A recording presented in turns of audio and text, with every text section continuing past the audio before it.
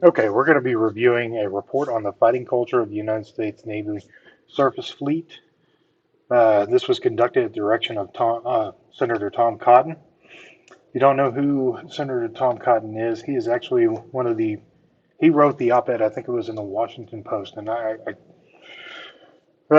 might not have all the details correct, but I'm pretty sure, if I recall correctly, it's been a while, but it was early in the pandemic when he actually called out the fact that the coronavirus lab leak hypothesis might actually make more sense than the just natural occurrence of the variant, the COVID-19. So uh, there's been some vindication for that. It definitely looks like the lab leak hypothesis is actually becoming more of a mainstream belief. I certainly, I thought so at the beginning, but I wasn't ready to pass judgment. I mean, natural or not, but we haven't discovered the original species for it, so it seems to definitely make a case that gain of function research was being conducted in the Wuhan lab and it escaped the lab.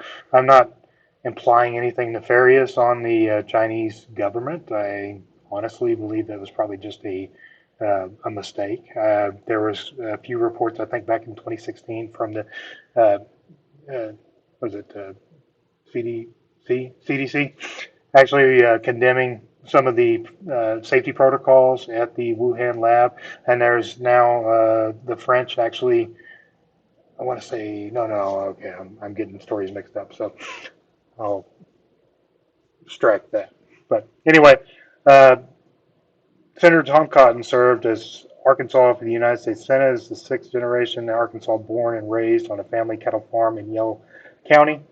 Uh, he served as an officer in the Army as an infantry. He was combat tours in Iraq and Afghanistan. He's got a Bronze Star, Combat Infantry Badge, and Ranger Tab during his service.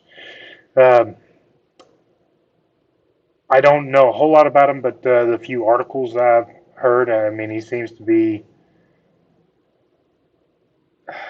willing to tell the truth even when society seems to want to disagree with him. Uh, so, especially to rail against the mainstream media. So, so he's one of the main conductors for the direction. Also, Congressman Jim Banks. I'm not real familiar with who Jim Banks is. I think I did pull him up. He's another military veteran for the state of Illinois. Um, let's say he's a Marine and Marine intelligence. I was looking at this just so about Jim. And he's got a master's in business administration. Chaired the Senate Veteran Affairs, the Military Committee, where he led. Blah blah blah. Okay.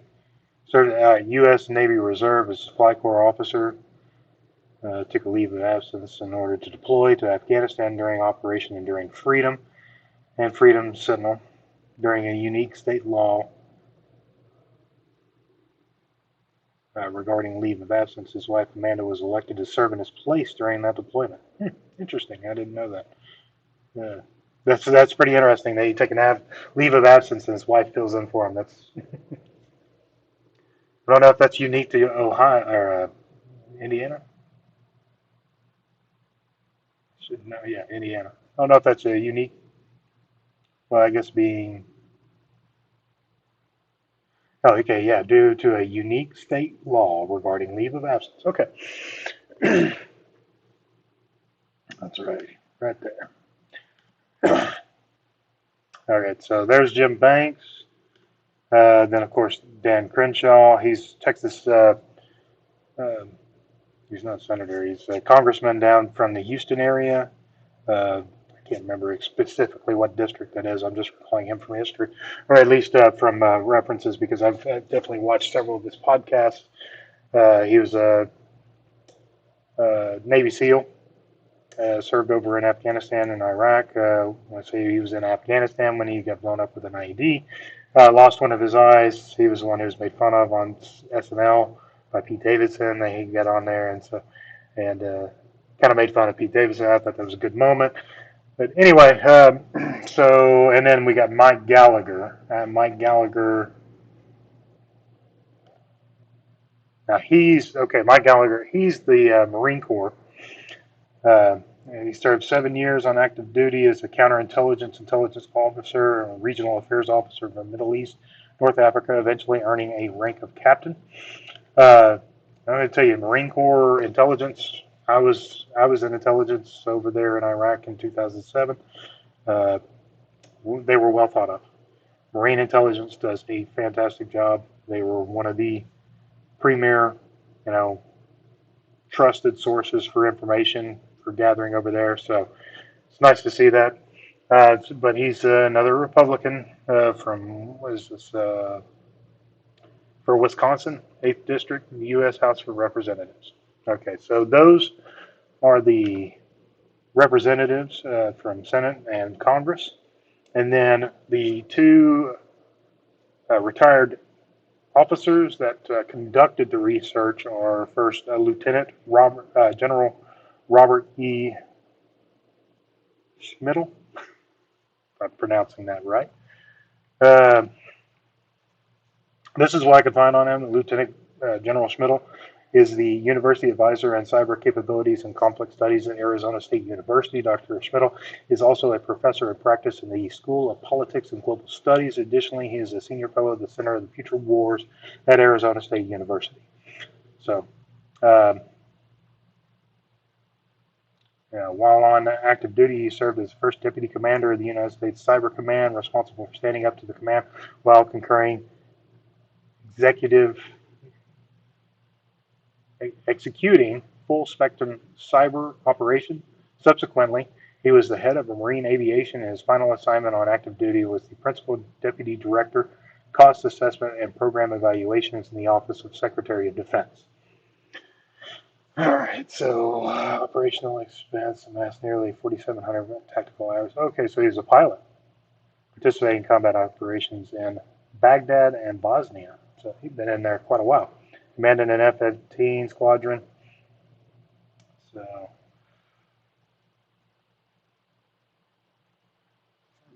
and a very nice career, absolutely nice career. And then, of course, then we've got Rear Admiral Mark Montgomery, and I've got him. Mark Montgomery served as the senior director for the Center of Cyber and Technology Innovation, where he led FDD efforts to advance U.S. prosperity and security through technology innovation while countering cyber threats to seek to diminish them. Prior to joining CCTI, Mark served as the executive director for the Congress-mandated Cyberspace Solarium Commission, where he remains a senior advisor. Previously, he served as policy director for Senate Armed Forces Committee under leadership of Senator John McCain, coordinating policy efforts and national security strategies, capabilities, and requirements of cyber policies. Mark served for 32 years in the U.S. Navy as a nuclear-trained surface warfare officer.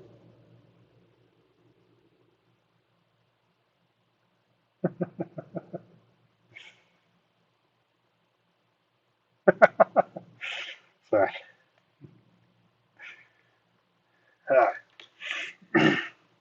He was assigned National Security Council from 1998 to 2000, served as Director for Transnational Threats. Mark has a graduate degree from the University of Pennsylvania and Oxford University and completed the U.S. Navy Nuclear Power Training Program. So, pretty nice career there, and Foundation for Defense of Democracies. A lot of people don't realize that the U.S. spent a lot of time, especially in the last 20 years, setting up uh, democracies in third world countries that required a lot of security, needed a lot of integrity as being part of ensuring that democracy happens. And that's what I really hate about the media is that we spend this idea that uh, accessibility and security aren't both pillars of necessity within a democracy. You somebody voting twice negates your vote. All right, you have to be securing it. And I'm not suggesting that there was anything that happened. I'm just saying that you do have to ensure that you are securing the elections. You have to ensure that votes done correctly and the confidence in our election systems is there. Without confidence in the election system, then you have an opportunity for a despot, or at minimum, you feel like the part of society is not being represented by your representative democracy and republic that we have. So, anyway, all right, so those are the six main authors, or at least individuals involved with this document. Let's go ahead and get into it. So, I got a table of confidence. So focus on war fighting, a dominant, paralyzing, zero deficit mentality, corrosive, over responsive to media culture, underinvestment in surface warfare officer training, poorly resourced and executed surface ship maintenance programs, culture of micromanagement. All right. Executive summary. This review is conducted at the direction of Senator Tom Cotton and Congressman Mike Gallagher, Jim Banks, and Dem Crenshaw as a strictly nonpartisan exercise in congressional oversight. I'm sure there'll be people that, oh yeah, nonpartisan. How can it be nonpartisan when you got four Republicans representing this? But I mean, we all try to do the best we can. The authors of this review conducted long-form interviews with numerous active duty and recently retired and dispatched officers and enlisted personnel about their insights into the culture of the United States Navy following a series of high-profile and damaging operational failures in the Navy's surface warfare community. The discussion below is intended to inform Congress of the findings of these interviews, with an emphasis on subjects including funding, maintenance planning, administrative management, and operational employment. The review did not focus on any single failure, each of which has been thoroughly investigated by the appropriate authorities, but rather examined the broader questions of whether the episodes taken as a whole indicate any underlying systematic problems affecting the performance of the surface Navy. The incidents that form the impetus for this review included the catastrophic fire on the USS Mahomie Richard, Pierside in San Diego, the collision of the USS McCain in the South China Sea, the collision of the USS Fitzgerald off the coast of Japan, and the surrender of two small U.S. naval craft to the Iranian Revolutionary Guard Corps Navy in the Arabian Gulf.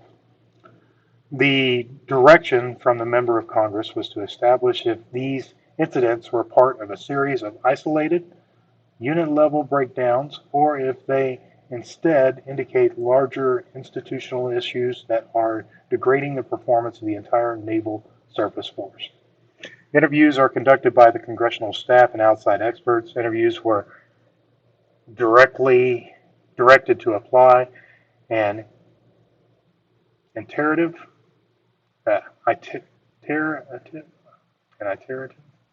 long-form interview process to the widely varied of individuals to the present member of Congress, with the compendium detailing their findings.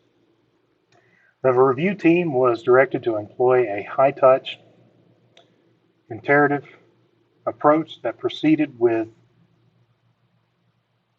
reliance on an interview subject's chain of command in order to encourage nuance and candor on the part of interviewees, as opposed to a wider reach, lower touch survey methods that are typically used in military climate assessments. All right, so I kind of want to go over that. The review team was directed to employ a high touch, iterative approach that proceeded without reliance on an interview subject's chain of command in order to encourage nuance and candor on the part of the interviewees, as opposed to a wider reach, lower touch survey methods that are typically used in military climate assessments. 77 unique informal interviews were conducted with military personnel via an extensive hour-long process to establish a common controlled approach to the question at hand.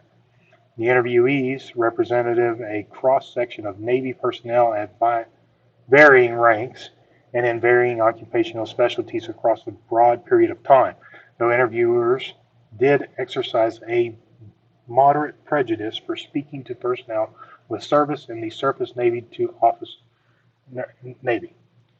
officers, and to those with significant time at sea. By conducting lengthy conversations with acknowledged subject matter experts and subjects with direct experience in or with the surface Navy, including with ship captains in command, deep and substantive combat insights were captured that escaped mathematical surveys. Moreover, by conducting the interview from the outside of the chain of command via the exercise of Congress's trial first oversight authority and by pledging an anonymity to participants. Interviewers enjoyed a significant level of candor in these conversations. Ultimately, the process was able to identify trends by the admission of those interviewed would not normally be shared with their own chain of command. Okay, so the intent of the exercise or the interviews was to basically make the sailors feel as comfortable as they possibly can, to be as candorous as they can with those interviewing them without worrying about repercussions for their chain of command if they were to call out any failures of that command. So they're trying to get as little filtration from the participants as they possibly could. They wanted as little. What would you say?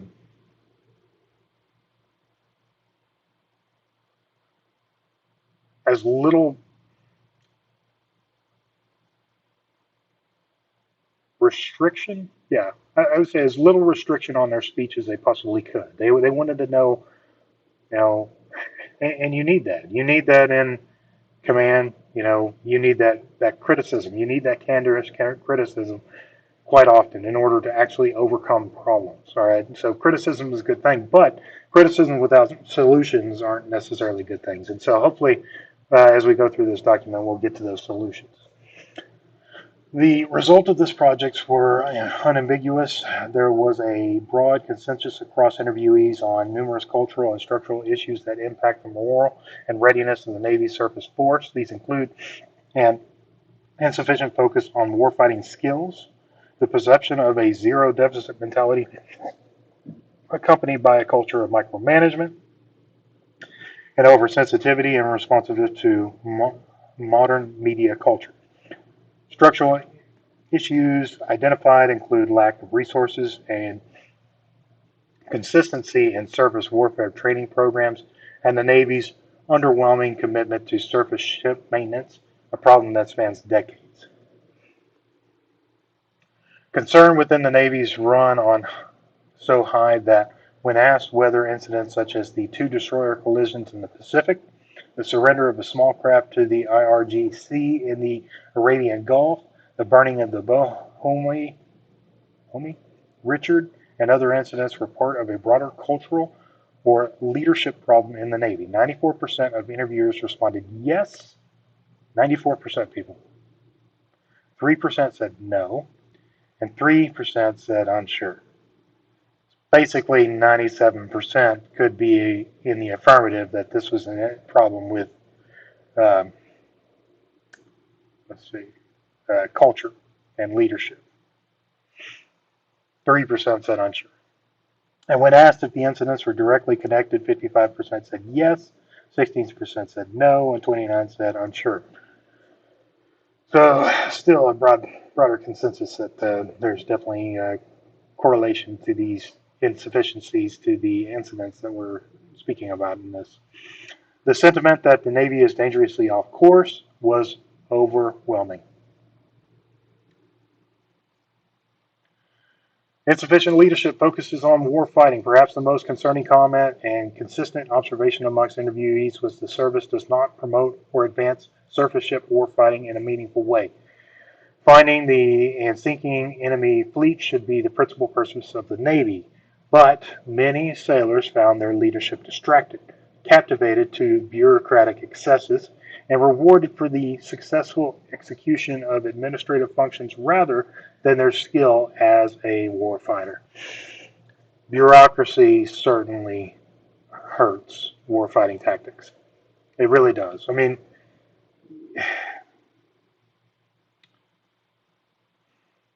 it was so frustrating in the military when military discipline was put ahead of actually accomplishing the mission. And it's sad because you could definitely see the officers that were kind of drunk with that power, drunk with the bureaucratic power over people. And these are dangerous people. These are people that I definitely could not associate with. Now, I was very fortunate, especially being in the 82nd Airborne. The 82nd Airborne has a really great culture of leading from the bottom down. Little groups of paratroopers, LGOPs as we call them. You are always need to be prepared to take command because you never know. You in a jump scenario, you could be the one PFC in a group of 20 plus privates, and if you are the PFC, you are the ranking officer, and you have to be ready to take charge of that. I mean, that scenario doesn't happen very often. Leadership is mostly structured well enough that you're going to have somebody with a leadership capability role on the ground leading troops, but they do foster that kind of mentality. They want people to be able to work independently on their own in lack of orders, to take initiatives and don't worry about the consequences so much as we understand we're moving towards our mission goal. It's sad that 12 years of my absence in the military that I'm hearing this. Now, I don't know, maybe the Navy was worse like this before. The Navy, apart from specialized units like the SEALs, haven't seen real warfare. I mean, we've been at war on the ground, troops on the ground for 20 plus years, but nothing at sea, nothing really, and our naval power is quite impressive. And we hope that the impressive capability of our technology and our capitalistic, methodology for producing ships and, what we have out there is enough to deter the fact that we might have to actually utilize those warfighting capabilities. But with this kind of distracted leadership, it could be really difficult, especially right now because I mean, China is seriously eyeing Taiwan.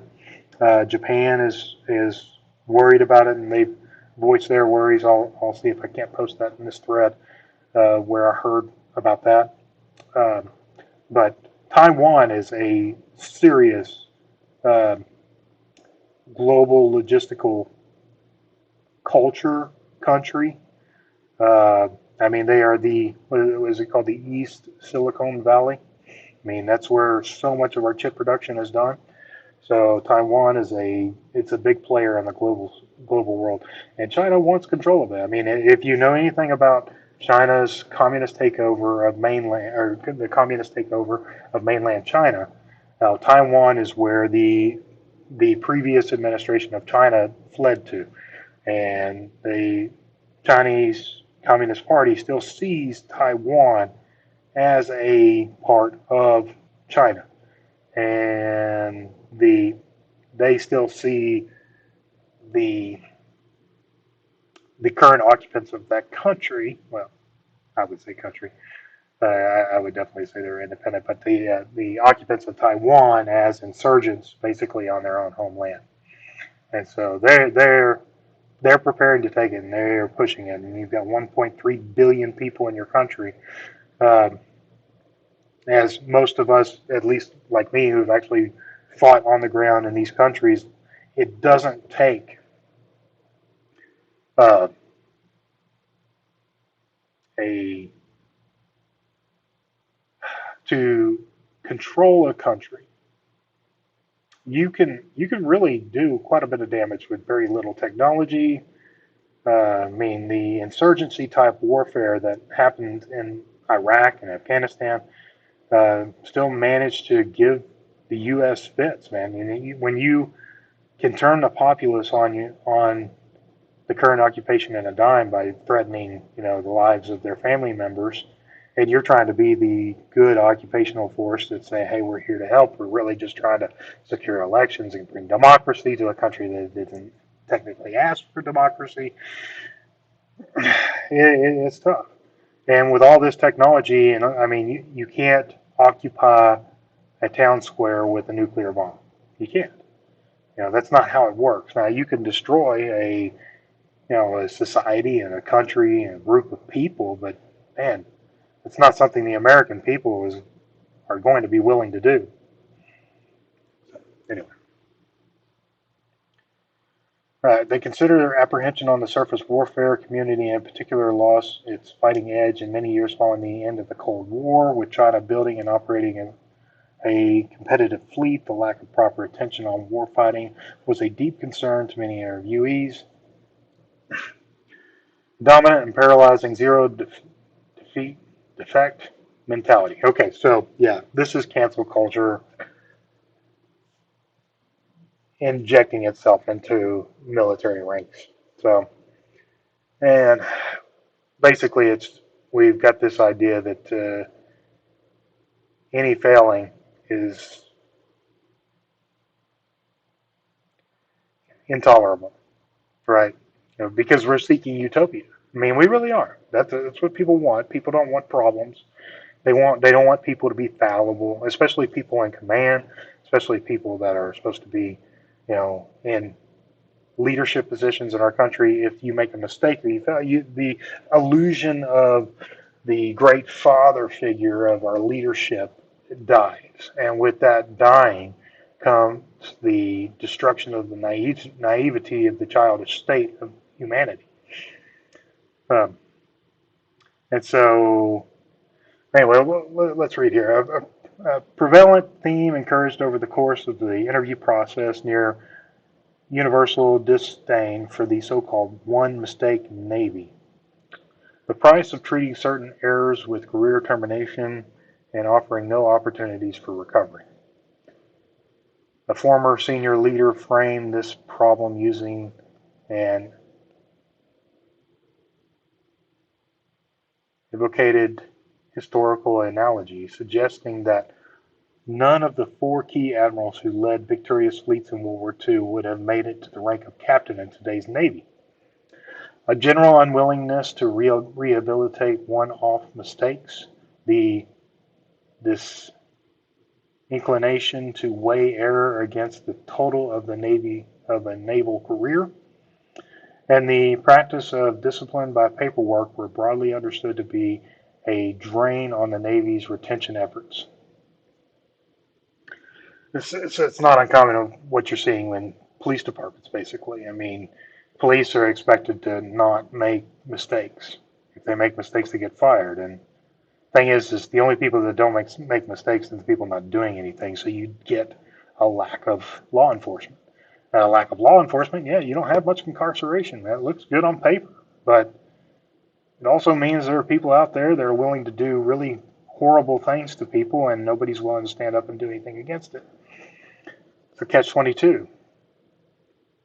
You've got fallible human beings enforcing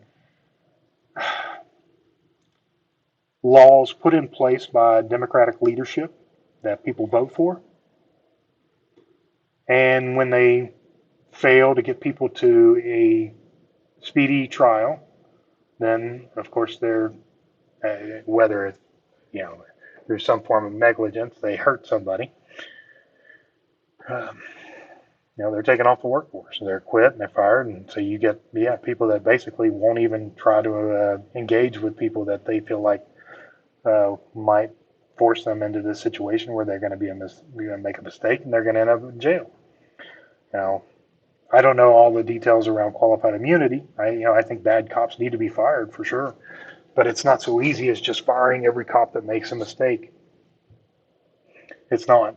I wish it was. I wish that we could put one cop to see one error, then we know, hey, this cop's not. But people aren't built that way. People are built making mistakes. Under investment in surface warfare officer training, the investment in surface warfare officer training pales in comparison to investments in aviation and submarine communities. Compounding its underinvestment problem, the Surface Navy has reimagined its officer training programs multiple times in the past 20 years, often seeking efficiencies, i.e., even smaller investments, and leaving the commanding officers with inconsistent, often ill prepared wardrooms. Poorly resourced and executed surface ship maintenance programs. Nearly every interviewee had a story of a canceled, delayed, or drastically reduced major maintenance availability. Often this was identified as a problem driven by senior civilian leadership and combat commanders who consistently accept the maintenance risk to squeeze an extra month or two out of the deployment. But this was also seen as a failure in manning and training and service community to develop and assess maintenance work packages. Finally, there was an overwhelming perception that the Surface Navy is the bill payer, as aviation and submarine nuclear maintenance packages were seen as too risky to underfund. The cumulative effect of this underfunded and poor execution has left the surface warships less modernized and less ready for combat operations.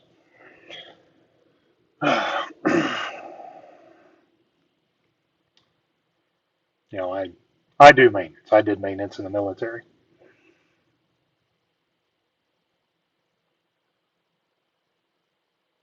I mean, it's almost this state that we've gotten into in our own country, especially in the capitalist world right now. I mean, this is a serious um, critique of capitalism that I have right now. Is that most companies now we've got these accountant type people that are running companies, not people that actually have a background in actually functioning or doing the job expected of people that run these companies, or at least having any kind of bottom up understanding of the company and how it needs to be ran. I fought this so much because the accounting, they are looking for immediate gratification of investor outcomes. You know, they're looking specifically. Way I kind of, I gave an analogy in one of the last businesses I worked at is that it's like the way the accounting is set up now. You have these accounts that come in and they take the bloat and every over expenditure that is done in a company and they starve it from them. So it's like taking a say, you know, if you have a bloated budget, which can happen, you know, you can definitely have a bloated budget, and you trim the fat, right? And that's what they do basically. But the problem is that seems to be the only effort they do because it's the least risky thing. It is the least risky thing in business is to trim the fat, cut the budget as deeply as you can. And maintenance is one of the first things that goes. And the thing is maintenance is something that you do in order to manage future outcomes. Future outcomes don't manifest until the future, and so they're speculative. And so they're very high in risk. And we have a serious problem in this country with that. We have a very serious problem with this country. I mean, that's why you have buildings collapse. That's why companies fail to be able to do anything except on-time delivery, which is one of the reasons why this pandemic and the shutdown of our economy is going to be so devastating to us as we go forward, and the repercussions of it are still not fully manifested. So get your seatbelts on. All right. Expanding culture of micromanagement. Concerns of micromanagement within the surface warfare community are alarming. Sailors' concerns were twofold. The first is its technology that has empowered admirals and commodores to exercise greatly, arguably unhealthy, levels of control over ship captains. The second was that this control drives the level of toxicity and the lack of accountability excuse me, and initiatives in the Navy's warfighting command hierarchy. given the increasing likelihood that naval commands may be isolated or cut off from communication in the high-end fight, created undue dependence on higher headquarters for day-to-day direction would negatively impact future naval combat operations. Excuse me. Okay. Corrosive over responsive to media culture. If anybody knows me that's listening to this, they're going to know I'm extremely, extremely critical of our media. Mainstream media, mostly. Not local media, but mainstream media. I was going to get a drink. There's a lot of reading in only 6 pages. All right, so corrosive over responsive to media culture. Sailors believe that the Navy leaders are excessively reactive to the unyielding U.S. news cycle and are unable to distinguish between stories that demand a response and stories that do not. A pervasive sentiment is that Navy leaders have subverted the responsibilities of chain of command to the pages of military.com or to Military Times to make punitive decisions based on negative news reports rather than the service's own standards of discipline. So basically, yeah, the most grievance, and of course, we have a grievance driven media now. It's not a truth media, it's a grievance media. Most egregious thing is what the media, that's what they share. I mean that's kind of the nature of news, and it's tough. I mean, because one of the things is this immediate gratification. Again, we got a lot of people that get into any system and they're looking to immediately gratify something, and so the quickest way to get your article to trend in in media circles is for something negative. And we're all susceptible to this. I know I share negative news, and that's because I do believe that negative news, I mean, that's something that can kill you. All right, not being informed can kill you. Okay. Um,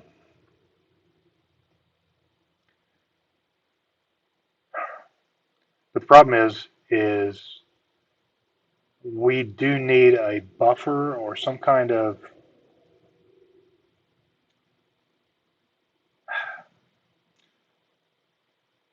I don't know. I guess it comes with wisdom. It's something of a stake in wisdom of knowing whether or not something is actually worth or something's a complaint versus a serious threat. Because you can complain about anything, and complaints, while necessary at times, are not particularly um, productive. Whereas a threat, when identified and taken seriously, can be extremely pivotal to ensuring good outcomes or at least avoiding bad outcomes. And we don't have that kind of media now. Our media is it's much more, it's a crony capitalism. I mean, it really is. It's no longer the you don't have people in business that are looking to create the best outcomes for their customers. They're more worried about their own self-interest, and that is a problem. That is absolutely a problem. But I don't think that's something government can fix. I think that's something society needs to fix. I think that's something that comes with good cultural norms, good morals, uh, in business, and I think that's our biggest problems. And so that's why I don't know who ever listens, but I do relate a lot with the socialists because um, society is the two pillars of government. You've got the individual and society, and they both should weigh the same, I think. Now, I tend to gravitate towards the individual and hope that the individual sacrifices to society, and that's what I think the Christian religion did. I don't know if it does that anymore, but that's the idea, is that you have a culture that specifically says you need to sacrifice to your community, and you have a community that holds the individual in high esteem, which is, that to me is what made America great. And I'd like to see that come back. Problem is now you've got a lot of nihilists out there. You have a lot of people that are using science as a means to denigrate the Bible. Yet Bible is a manifestation of actually probably um, epigenetic thought, or not epigenetics. It would be oh, it's an evolutionary cycle. I can't remember. Richard Dawkins talks about it. It's a memetics. Excuse me. Sorry, mimetic. It's probably a mimetic manifestation of evolution, and a necessary one, and not necessarily that you can sit there and say that it's absent divine intervention. I don't think so, but to each their own.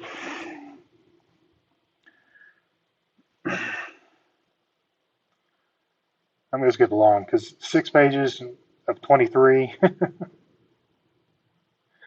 Yeah, so insufficient focus on warfighting. One of the most concerning and consistent observations among interviews was that the surface media Navy does not promote or advance surface ship warfighting in a meaningful way. Finding and sinking enemy fleets should be the principal purpose of the Navy, but many sailors found their leadership distracted, captive to bureaucratic excesses, and rewarded for the successful execution of administrative functions rather than their skills as a warfighter. As one officer related, the very difficult problem for an O5 CO commanding officer is that he's got 1,000 requirements pushed on him, many of which are administrative or operational. And so his real job is figuring out which requirements he's just going to blow off. Whether it be fixing a material issue or training for warfighting readiness, this has always been an issue for commanders. However, it is exacerbated due to the absence of a peer threat for a generation and thus lacks an apparent operational imperative to support the commander's decisions to prioritize warfighting.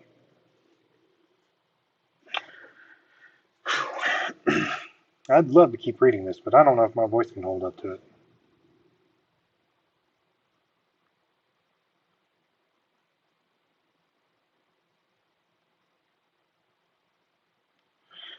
You know, and I know a lot of people say, "Oh, God, China's not a threat," but nobody's a threat until they are. And the quickest way to find yourself on the losing side of any threat is to not be prepared for it. Hmm. And the sad thing is just there's this idea of a lack of scarcity now that just seems to really bother me. Like if you just will it from the government, it'll happen. It's like, man, everybody has only a finite amount of time to focus on their professions. And say, I can't remember. I was reading an article recently talking about, or it wasn't necessarily an article. I wish I could remember exactly what it was, but it was about, okay. So it was on the Thomas Paine thread, and they were talking about how, or somebody was talking about how in capitalism people only work long enough to educate themselves well enough to make money, and it's not necessarily untrue, but it's not because they need to make money. It's because your time on this earth is finite. And the amount of effort, I mean, just reading 8 pages has already taken, I can't imagine, it's got to be at least 45 minutes I've been sitting here doing this. And to sit here and say that we can just expect um, everybody to be educated at an equity amount, that everybody have the same amount of education, and it's not feasible. I can't know as much about uh, the fiscal policies of the government and quantitative easing, as well as the physics behind dark matter. Everybody take a specialized, and that's why trust across um, professions is really needed, and trust in society is critical because we do want and need people to be specialized in certain things, but they also need to be able to cross communicate with one another, and so language is a huge part of that. It's huge.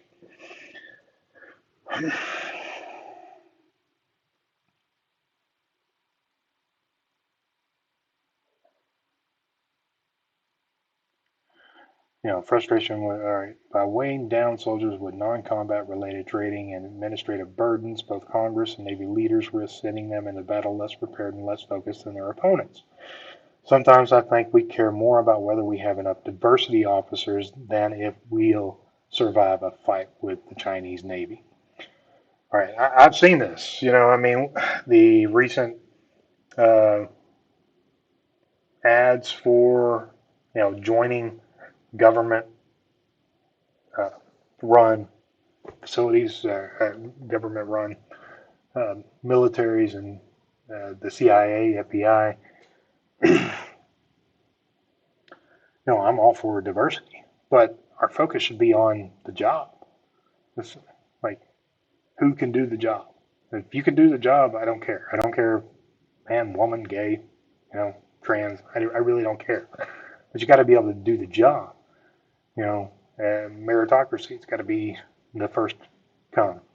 And we've taken more of time of making sure that we hit quotas with certain people and that we train everybody within this quota to meet our expectations. Whereas we don't just find people that have certain natural tendencies and personal interest in becoming those things.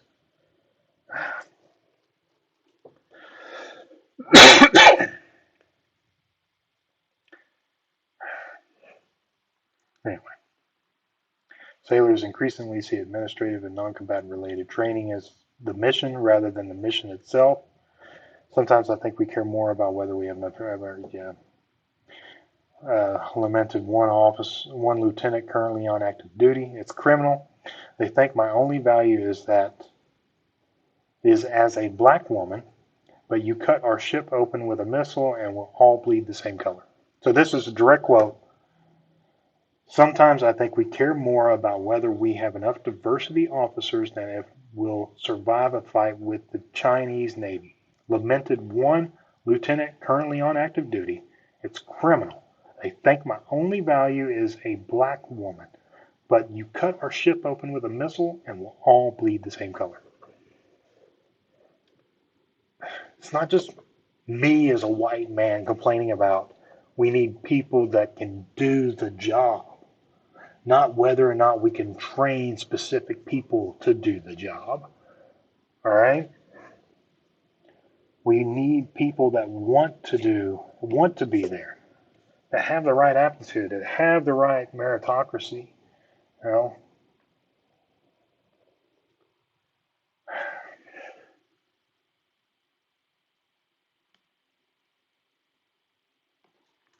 I'm going to copy and paste that as the headline for when I republish this. Yeah,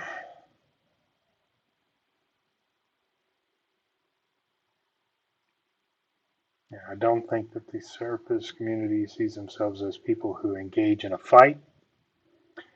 Yeah, and that's partly the problem of just being basically inactive in wartime over, since really even the Cold War. I mean, yes, we actively pursued an enemy, but yet never really engaged in battle.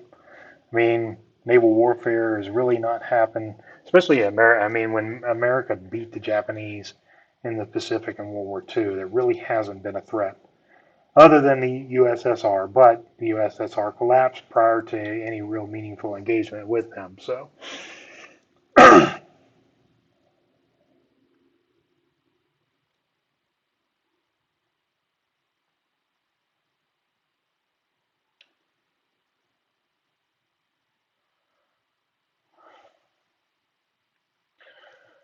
man, I just may have to come back to this. We'll see how, if this is well received, if people want to, hear more and see more, I'll start on page 10 and keep reading for the next 10 pages. But I can't go on. I'm finite, man. It's about time for me to hit bed. It's 9:30. It's dark outside.